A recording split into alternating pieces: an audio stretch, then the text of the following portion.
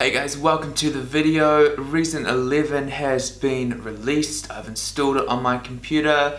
Let's jump in and check it out. So I want to record 3 videos about Reason 11 over the next couple of days. This first one is just going to be us having a look and seeing what's new inside the standalone version of Reason 11.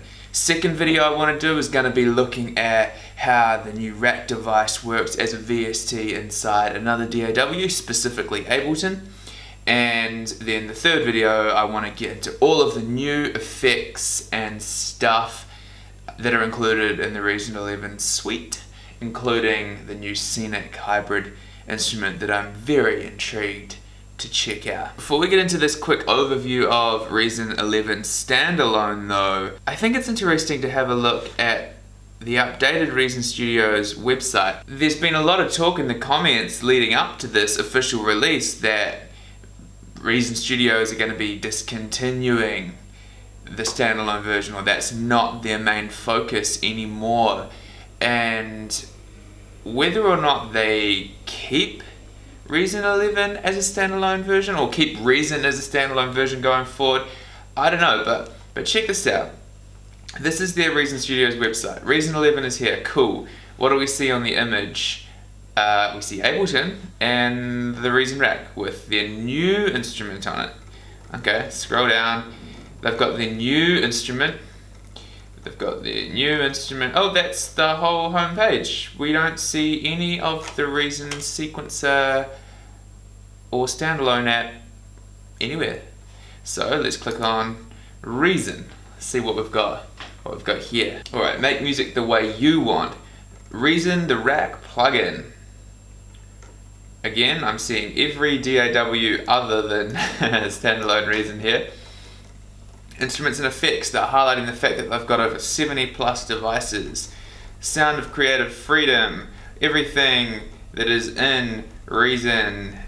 And then instruments, they haven't mentioned the sequencer or Reason standalone at all on this page. There's these 2 tabs up here, Reason rack plugin. It tells us more about using the plugin or using the rack. It just tells us more about the rack basically. And then over here, Reason as a studio.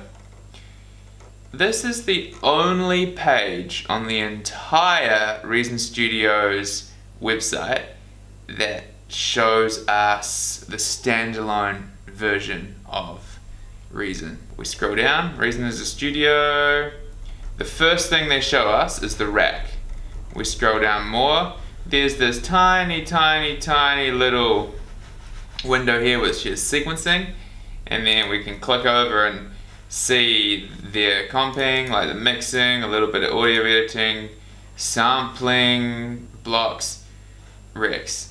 We haven't got one single full shot of the Reason 11 standalone app software. Like, we don't see this. This is my default template, but we don't see this, right?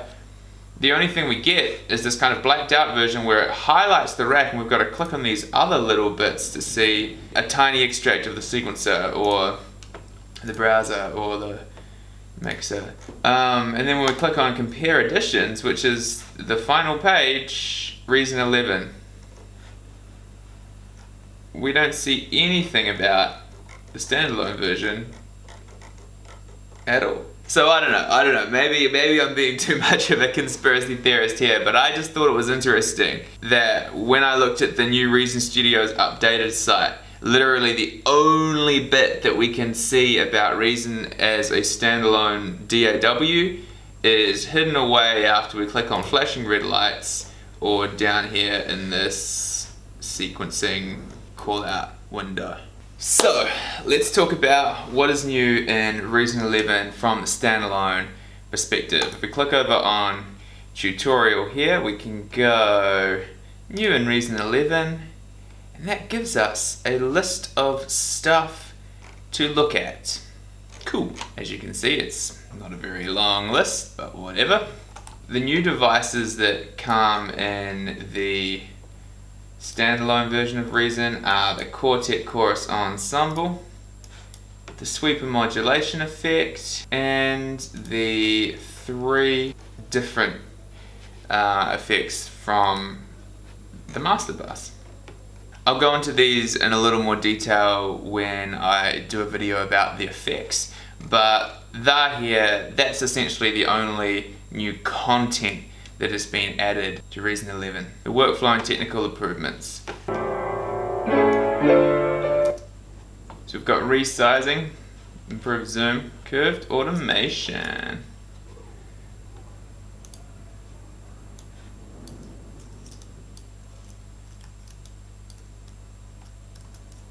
What?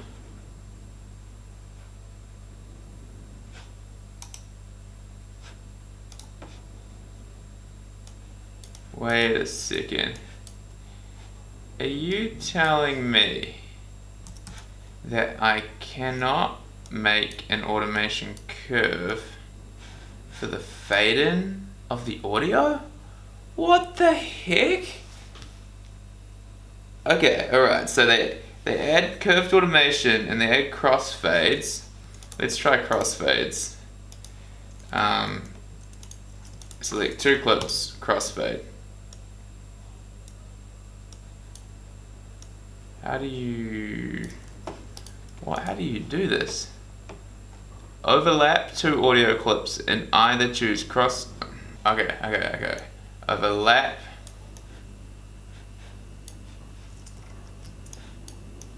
Overlap 2 audio clips and choose crossfade.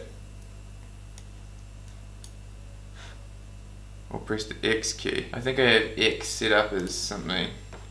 X is my tap button. Alright, I'll make star.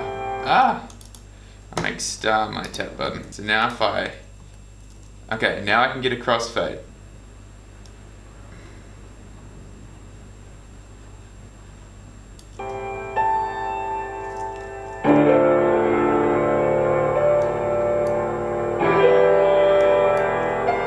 And then what happens if I drag it out? What happens if I do that, but drag it on?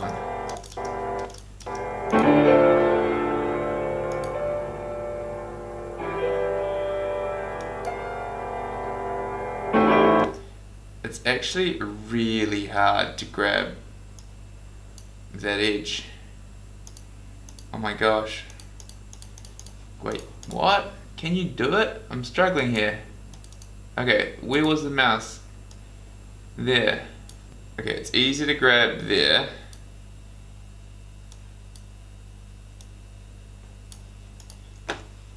Okay, so using the hotkey X, crossfading is not too bad to insert. Alright, so what if we create just a blank clip? Crossfade.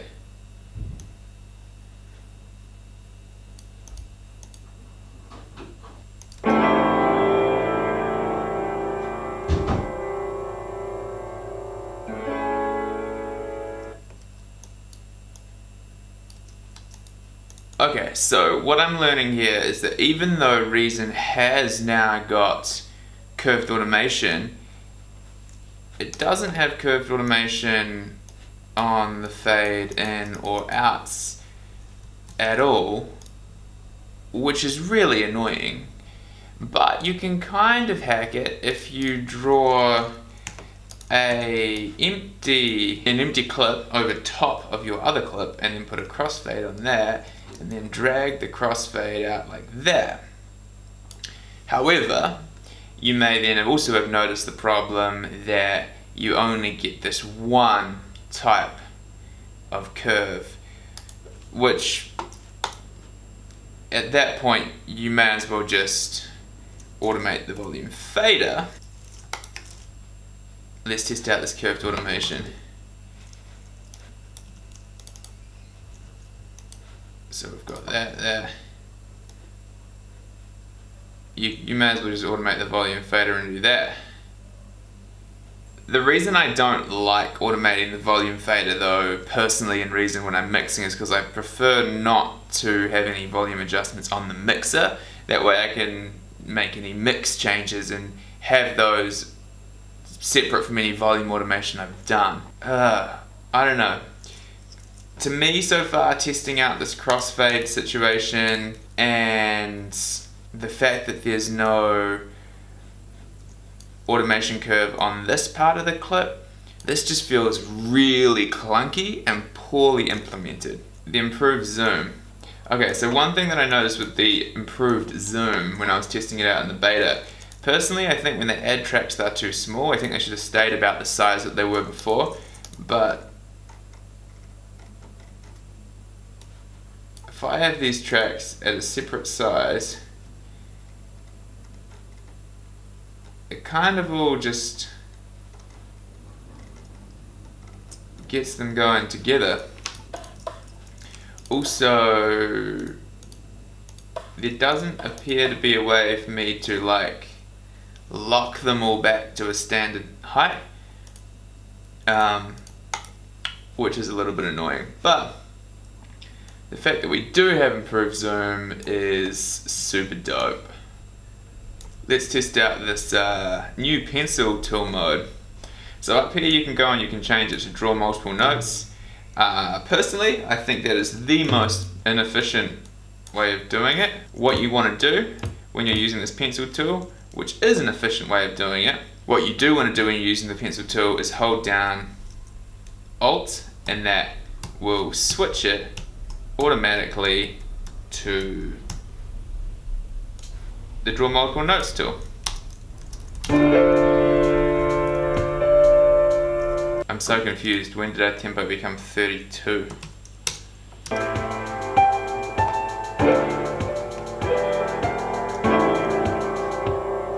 That draw multiple notes tool is actually a super legit feature, especially when you're using it with the Alt key. So yeah, right, mute MIDI notes. Okay, that's another cool thing we can do now. How do you do it? Press the M. Okay, press M.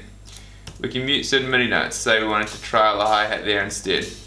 That's the thing we can do. Absolute snap, new snap tool. Snaps what you're moving to the grid. Select relative snap to get the behavior from earlier Reason versions. Note visualization. Alright, so we probably need an instrument for this. Should we live dangerously? Should we try complex? I've never used that.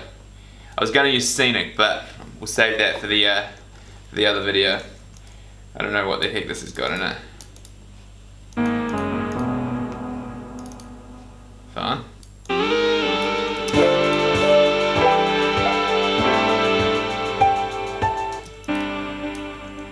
When I click on a note, it highlights it. Octave shortcut. This is another one that's super legit. Command Shift up or down moves the note up or down an octave. That one will save you a ton of time before you had to use this pitch thing, and then like if you wanted to go down you had to physically type -12 and it was just a hassle. So that's a really dope one, having the up down octave thing going on. Alright, this next one I've got, which I also think is really cool. So let's just say we automate shape, which I don't really know what it does, but whatever. So yeah, I wish there was a way to make just one of these bigger. Okay, so I've got my automation here. I've got a clip here, I've got a clip here. So it says hold shift while drawing a new automation point to place it on the existing automation line. I guess that's helpful if you want to do stuff like that. I don't really know why that would be immensely helpful, to be honest. Maybe if you're doing, I don't like looking at the yellow. Maybe if you're doing something like, yeah, okay. Maybe if you're, say, trying to throw in 4 points, so you can drag these two in the middle and like put them up top or something. Might be helpful for that kind of thing, just to keep it locked in. But that doesn't seem like immensely helpful. Yeah, well, so now that we have looked at everything on this thing, we can get rid of that tutorial tab for good. Always show tutorial area. We don't need to be seeing that. Shall we have a listen to the beat that I created in this new version of Reason?